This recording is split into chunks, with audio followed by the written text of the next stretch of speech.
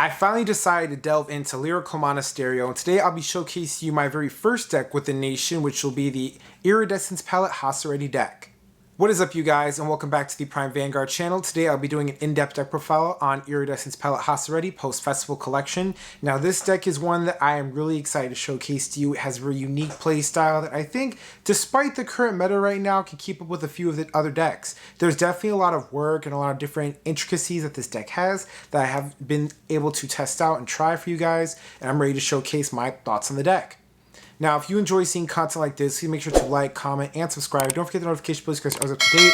It's really hot right now, so that is why I'm in a tank top and this, that, and the third. So please don't come for me in the comments. It's just Atlanta heat. But with that being said, we're going to move on over to camera 2 and get this deck profile started. Alright, you guys, to start off with the ride line, I am playing the Haseritt ride line for the deck. Now, the Haseritt ride line is very simple. It gives the ability to let you call a card out from your hand per turn with the effect of the grade 1 and the grade 2 Haseritt. Both of these skills are free except the grade 2, who is a Soul Blast, but they all do a great thing of letting you refund the card that you place back onto the board while also letting you recycle these cards back into the deck. Because all of them are going down to the bottom of the deck, it's really easy to rush on your grade 2 turn, which is the turn where we try to push as much as we can with some of the cards we have.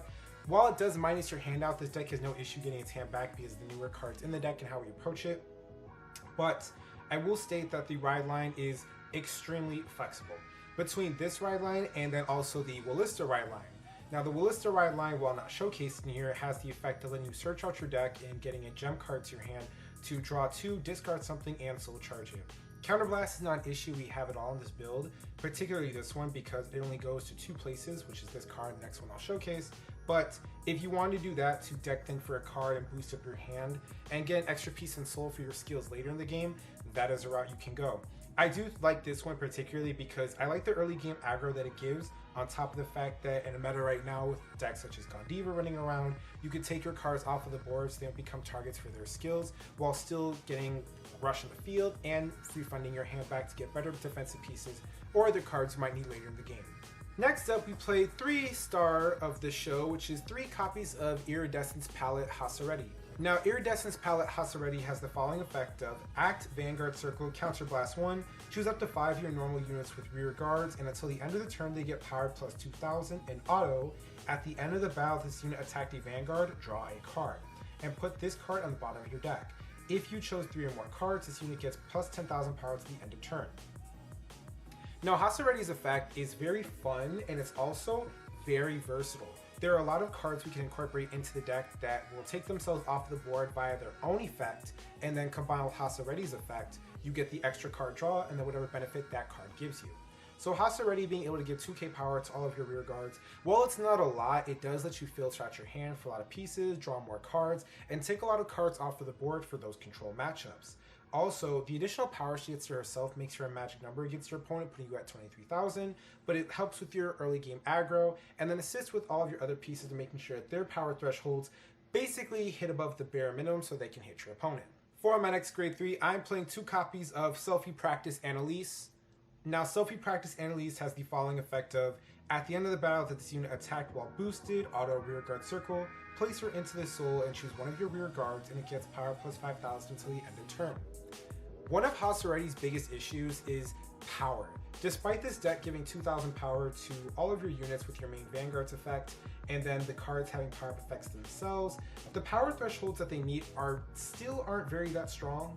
It's like 28, 33, 38,000 outside of trigger effects and Persona Ride. The deck that unfortunately does not hit high enough power thresholds to be scary. Annalise assists in that issue.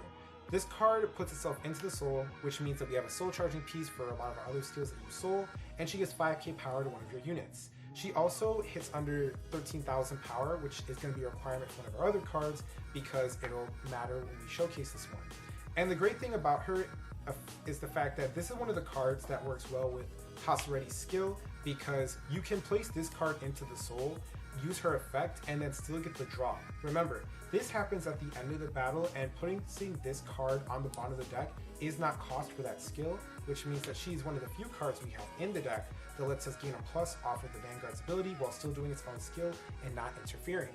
For my last grade 3, I'm playing 1 copy of Gradius Grotto.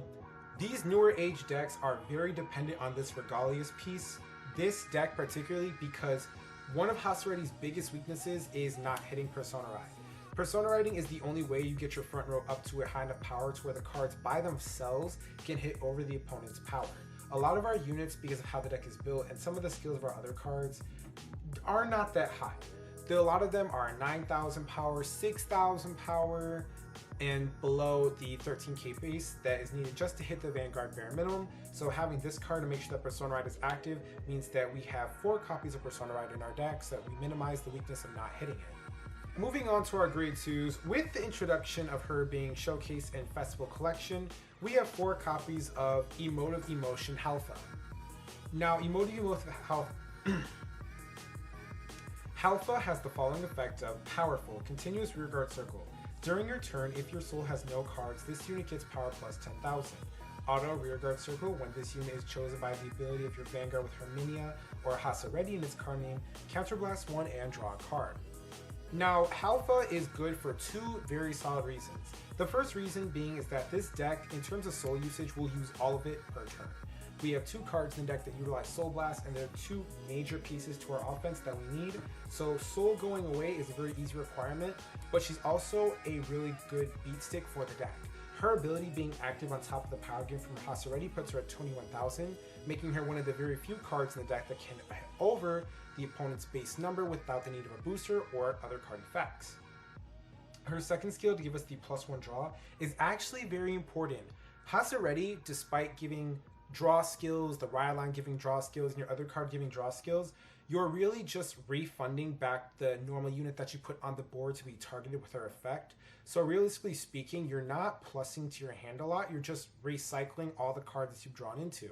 So Halfa being an actual +1 to the hand by giving us a draw, on top of her going away for Haseritt's skill, giving us another draw, means that this is one of the few cards that actually adds to our hand without the need of being a recycler or draw triggers. A strong beat stick and a card that provides extra card advantage is always welcome into our deck, and with this deck it proves as a great beater and amazing resource piece. For my next grade 2, I am playing 4 copies of Shape of Cat's Cradle Silpha. Silpha has the following effect of Auto Rearguard Circle. When your other rearguard is put on the bottom of your deck during your battle phase, cost Soul Blast 1 and this unit gets power plus 10,000 till end of turn. Auto Rearguard Circle. At the end of the battle, this unit attacked in a Vanguard, put this unit on the bottom of your deck. Draw a card and countercharge 1. Now, Sylphia is the deck's main way of getting countercharge, an extra card draw, as well as rushing on your grade 2 turn. This card is active during any period that we were able to put something at the bottom of the deck. So on our first turn with the grade 2, if we're able to call something out, we call something out, it'll go to the bottom of the deck. With the grade 1 ride skill, we'll drop her, and then she'll be 18, 10, and then whatever the unit is with plus 2,000 power. They work out very well in synergizing to give you that extra early game push, which is what this deck needs, because you want to be able to push as much damage as you can later in the game. She is the only piece in the deck that countercharges, as well as gives you an extra card draw. Like Halfa, I just explained that outside of the effect of Haseritt, you're not drawing cards except refunding the ones you put onto the board. So this card being another piece that lets you draw and it's all on hit means that we're forcing cards out of our opponent's hand at really high numbers, but also getting countercharge, extra card draw, and extra power to rush during any period of the game. It's another beat stick piece of the deck that I really think is very important for us to play, as this is one of the few cards that can help us close out games while putting on pressure for our opponent. For our next grade 2 and our last one, this is the MVP. It is 4 copies of Adorable Shooter Clanfelli. Now, Adorable Shooter Clanfelli has the following effect of auto, when this unit is placed on rearguard circle from hand, if you have a Vanguard with Haseritt in its card name, cost. Put a grade 2 or less card from your hand into Soul. Look at the top 7 cards of your deck, choose up to one grade 3 with 12,000 power or less, grade 2 with 9,000 power or less, or grade 1 with 7,000 power or less. From among them, call it to rearguard circle, shuffle your deck. If you did not call, draw a card. Now, Clanfelli is one of the very few cards that we play in the deck that lets us call out from the deck, and this is actually extremely helpful because this is a free plus onto our board that we can refund back with Haseritt. Because while we put a card from our hand into Soul, it gives us Soul for our other skills, lets us thin the deck out by 1 piece, and then if we can combine it with Haseritt's skill, that means the card will fund itself back. So realistically speaking, this card is either a neutral or a +1, and it's been really great for the deck. It's how you can turn a bad hand into a good board, so that this way all of your attacks with Haseritt actually matter. And that's why every single card in this deck does not go past 12,000 power, because if we recycle this card, if we draw into it, we are able to increase our chances of targeting our other cards with effects so that from this card being the target of its call. It's essentially a free board color that helps us make our attacks way better and our battle formation better so that we can benefit off of Haseritt and get all the key pieces that we need. Moving on to our grade 1s, now this is where things get interesting because the grade 1 lineup for this deck is always flexible, especially these other cards. Moving on to our grade 1s, I'm playing 2 copies of Munch Munch Lunch Kalina. Say that 3 times fast. Munch Munch Lunch Kalina has the following effect of auto rearguard circle when your rearguard is put on the bottom of your deck during your battle phase. If you have a Vanguard with Haseritt in its card name, this unit gets power plus 5,000 until the end of turn.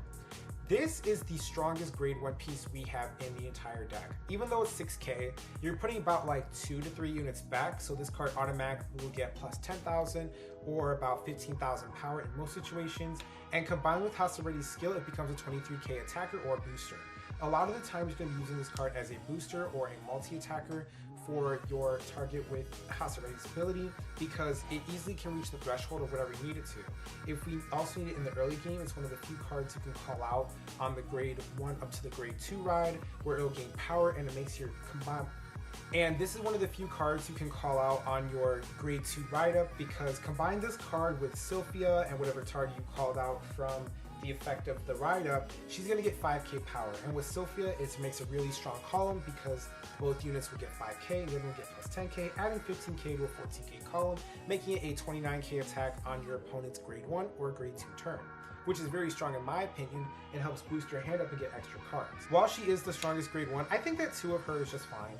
I find that more than that, it gets a little clunky, and I just think that because we refund everything and she is searchable because of Clown Faily, we are able to just use this card for a slot of 2 for a good booster or a good attacker. For my next grade 1, I'm playing 2 copies of Aren't I Great to Be Attending Liberia.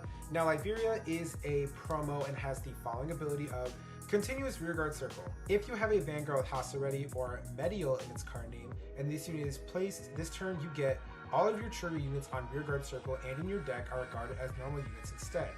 Continuous Rearguard Circle. During your turn, if you have a grade 3 or greater Vanguard with Haseritt or Medial in its card name, all of your other rearguards in the same column as this unit get power plus 5,000.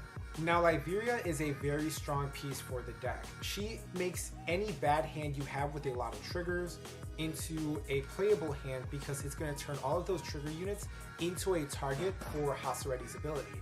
Remember, Haseritt can only target normal units with her skill, and she has to target 3 to get the plus 10,000 power onto her. So if you have a bad hand from Mulligan or you're just drawing in the triggers, you can drop this card onto the board and then all the triggers in your hand become viable targets for the skill of Haseritt, meaning her ability will go active, you're going to recycle triggers from the board onto the deck, and then you can, shuffle it in and have triggers in your deck later, as well as the fact that the 5k power makes any of your triggers attacking at least a 12k after all effects are said and done with Haseritt's ability. I think only 2 of her is needed in this deck because she's only good in the periods where you want to have in the early game where you go first and you got a lot of triggers in your hand and you want to put triggers back. That's when she's good. Otherwise, I don't think this card is that great. I'm glad it makes a bad hand good and it gets us out of any situation where we just don't have what we need. But 9 times out of 10, this card doesn't serve as a strong attacker. It doesn't serve as a good booster in a lot of cases because Kalina just gets bigger and there's another card I want to play. And it's really only good in certain situations. I could argue you could only play like maybe one of these cards and play something else. But I think 2 is good for now until I find that other card I want to play because of its versatility or just getting us out of a bad situation. For my next grade 1, I'm playing 4 copies of Any Color Bubbles Shaylin. Now, Shaylin is the MVP of the grade 1s. This card is a very big deal for this deck with its ability. Auto Rearguard Circle. When this unit boosts a rearguard, if you have a grade 3 or greater Vanguard with Haseritt in its card name, this unit gets power plus 5,000 to the end of that battle. At the end of that battle, Soul Blast 1 is cost. Choose one of your back row center rear guards and move it in an open rearguard circle. Now, this card is very important for this deck because this is how you engage in your multi-attacks. When you're playing with Haseritt and you're using this card as a booster, you give it the effect, it becomes a 13k booster that lets you put one of your cards that you're boosting with back into the deck, and then call something from in the center behind your Vanguard to another rearguard circle so you can attack again. This being one of the key cards that gives us multi-attack, being a strong booster, and lets us put more cards on our field to the bottom of the deck, which in certain matchups does matter, especially with Gondiva running around. This card is extremely helpful for that. It is a 4 for the deck, you must play 4 of it. It's searchable by Clonfelli because it only has 6k power. It gauges your multi-attack, it helps reduce your board size, and also it's just to keep... This card is a staple for this deck. You have to play 4 of it. It's how you get your multi-attack. It's one of the best boosters you have in the deck, and it doesn't cost you any resource outside of Soul Blast, which means that we were able to set up for our powerful skill with Halfana, which can be the target of the ability, making it a 21k attacker ready to go with its effect.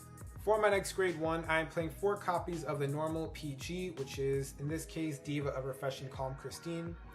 In this deck, I recommend you don't play Elementaria. You never want to be in a situation where your hand is short and you have that one order just in your hand preventing you from calling your PG out as a target.